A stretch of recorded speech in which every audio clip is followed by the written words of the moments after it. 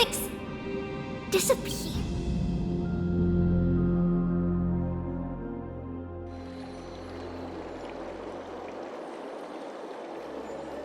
Are you saying that the black-robed swordmaster is not just tied to the Black Tide? This is the most plausible possibility. First, it has a vessel that can hold core. Let's start with the first premise.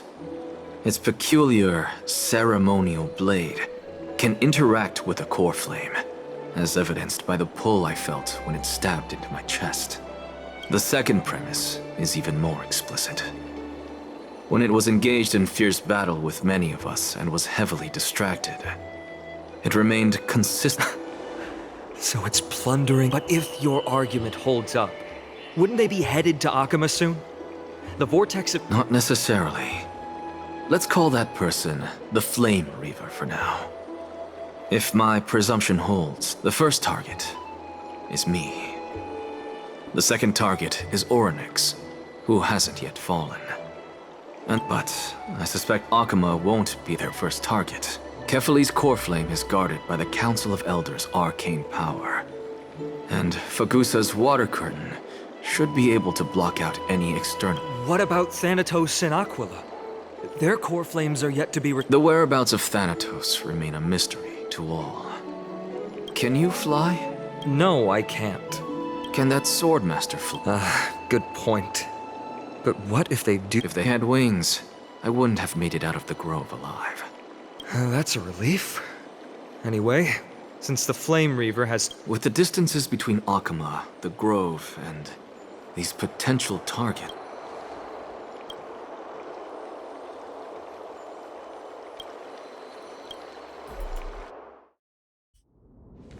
Oryx! Are you in here?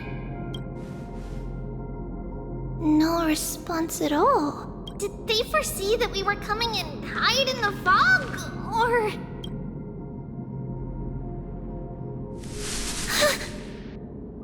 Treeby, we should leave. This temple has other people in it. What?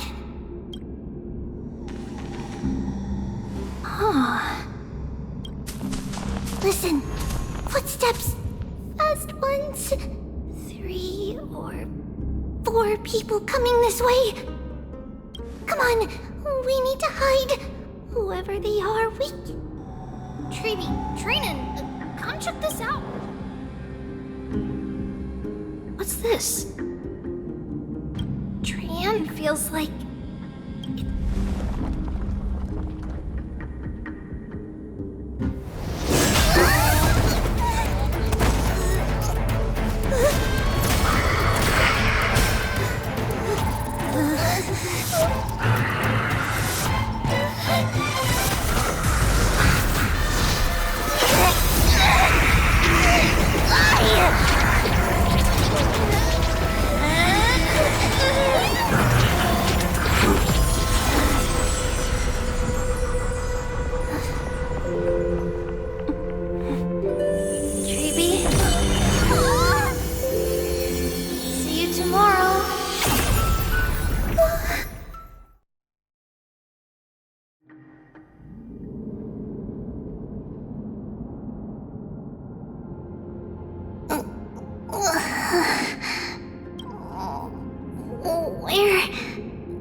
Where am I?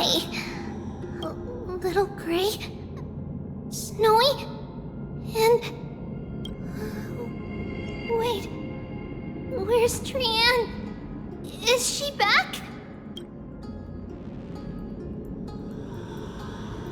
We only saw the 2 of you collapsed on the side of the road when we arrived. Danny and I looked around, but we couldn't find any traces of Lady Trian. What about the black-robed swordmaster? Blast it! Of course it's them. We were still too late. I fear something bad has happened to Oryx's core flame. Then Lady Trian... She doesn't have much divine power left. We can barely sense anything. That you're both safe is already a blessing. Everyone, we must take action now. We should split into 2 groups. One group will stay in the Abyss and meet up with Aglaya's reinforcements, then search for Trian's whereabouts. The other group will come with me to pursue the black-robed Swordmaster and recover the core flame. I didn't get to tell you this before, but Anaxa and I already have our misgivings about the Black Tide, so we've made preparations. I'll tell you the details as we move. Opportunities are fleeting on the battlefield. We should hurry. Lord Finan! Lady Treby and Lady Treenan. I'm glad you're all right.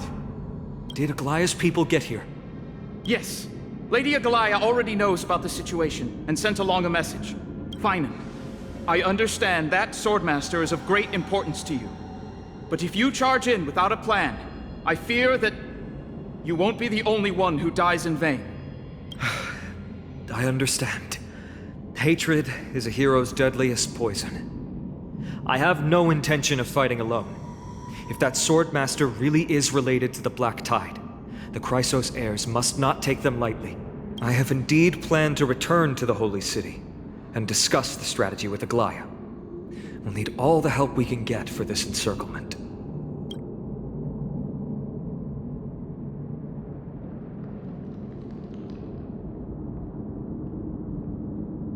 Treenan will stay in the Abyss too. That way, both sides can communicate with each other if anything happens. Thank you, everyone. Partner, Treby, let's go.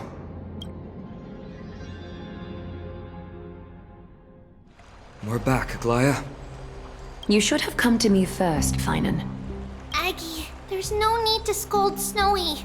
Akuma is currently in grave danger. I know. It's beyond my imagination that the only two titans humankind can still rely on fell in such quick succession. I've never seen the golden thread pulled this taut, as if it could snap at any moment. Finan, tell us your plan. Time is of the essence.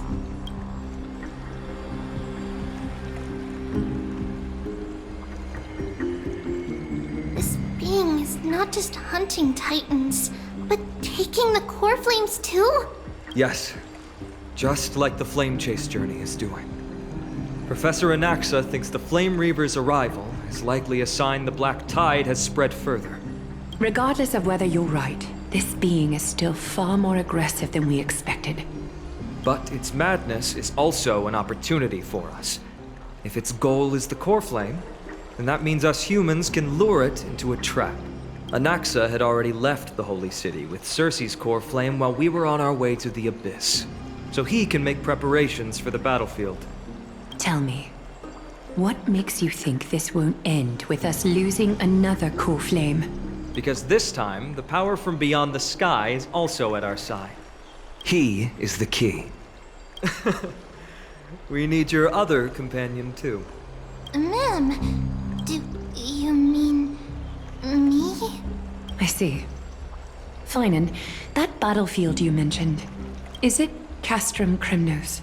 Yes, I'm sure everyone remembers the astonishing miracle our partner here performed with his companion during the battle with Nikedor, and how they awakened Castrum Kremnos' past. That will be the key to our victory. We will use Orynyx's power to once again open a passage to the past and lure our enemy inside. Then, we'll seal the Flame Reaver in the maze of time. Impressive. Orynyx has fallen, and Yanis's divine power already belongs to Akuma. Once we take back the core flame, the Swordmaster will have no means of escape. It's very clever, using the element of surprise instead of brute strength. Can you do it, little one?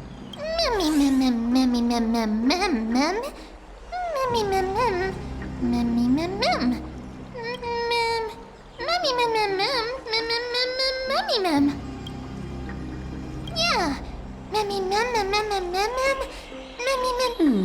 Such enthusiasm. By the way, the Council of Elders declared a state of emergency when Treby went missing.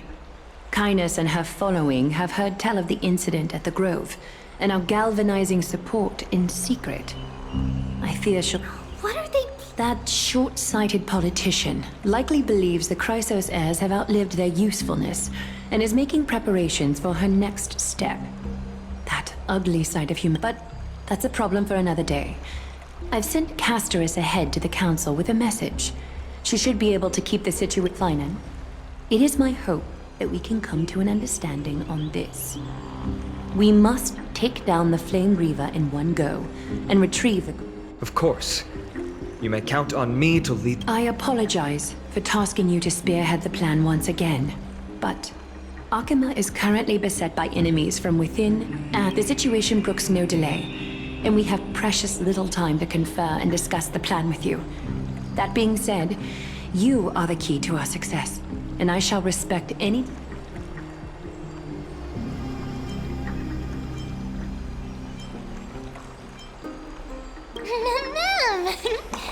We are grateful to you for your aid, and to the rest of you as well.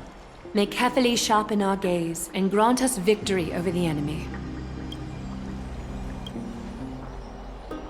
You mean Mighty?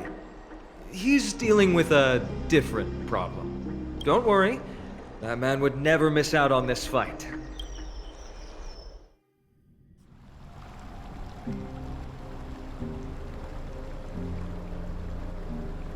Farewell, my dear friend. You and I, we are both the same. If you're truly capable of leading our people beyond this blood-stained fate, then prove it to me once.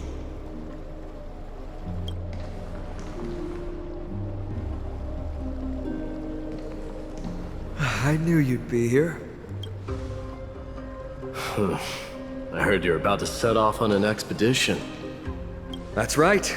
It's going to be a tough battle, and our destination is... turns out to be Castrum Kremnos. Is that why you're here? To pray to the dead Nikador? No, just the opposite. I'm here to tell you, you can entrust the front lines to us this time. You can't afford to lose your upcoming battle either.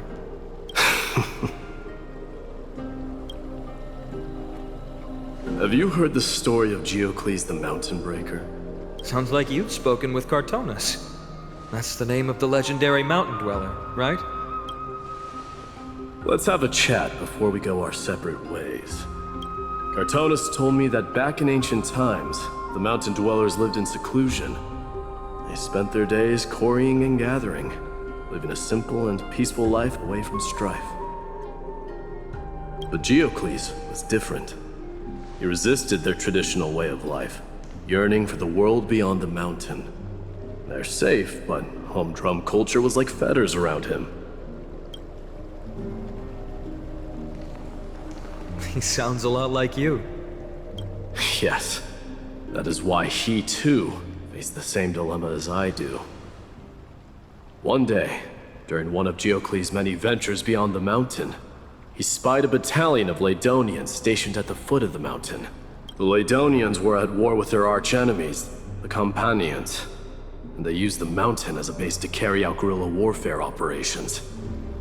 When Geocles, who had taught himself the common tongue, approached a soldier, he learned a shocking piece of news. The Ladonians were planning to plant mines and explosives all over the mountain, and then lure their enemies within.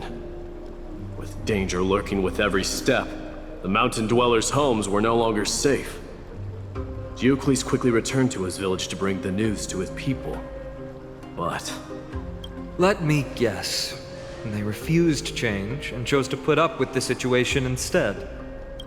that's right.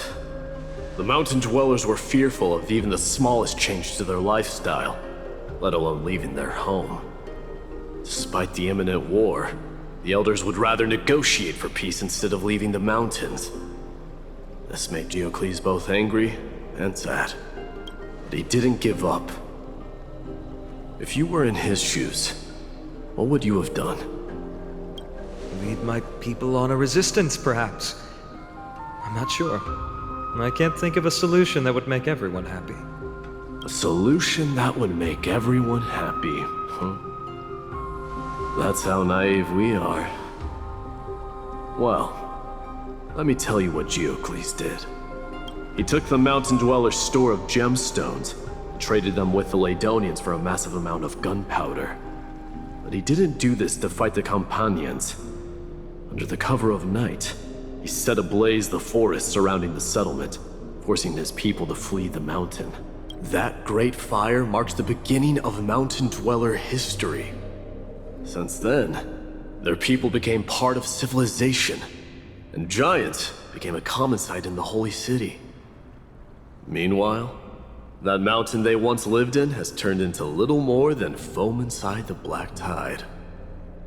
But leaving their homeland also brought many mountain dwellers misfortune. They were hunted by Kremnoans or enslaved. Indeed, that is undeniably also part of their history. But that is Geocles for you. The merits of his actions, or lack thereof, have been scrutinized by many, but historians nevertheless hail him as the Mountain Breaker. Why do you think that is? It's simply because he took action and enacted change with his own hands. He didn't try to make everyone understand him, nor did he even waste time trying to make everyone happy. He started a great fire and burned the shackles of tradition to ashes, and then forced everyone to march toward the coming of a new era. You've made up your mind, haven't you? I'll be leaving Akima soon to fight the great darkness of this world, and to shoulder Nikador's destiny. So, listen well.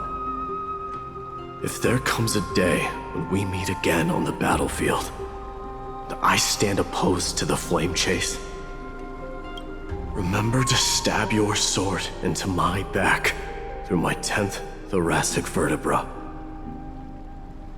That's my weak spot, and the only way to kill me.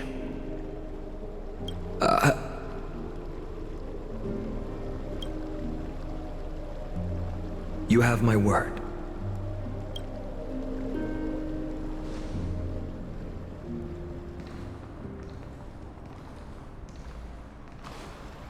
Go now. The battlefield calls. Send that flame-thieving hyena to their death. But if you find yourselves with no other recourse, pray to that blade in the sky. And loudly call out the name of the new god.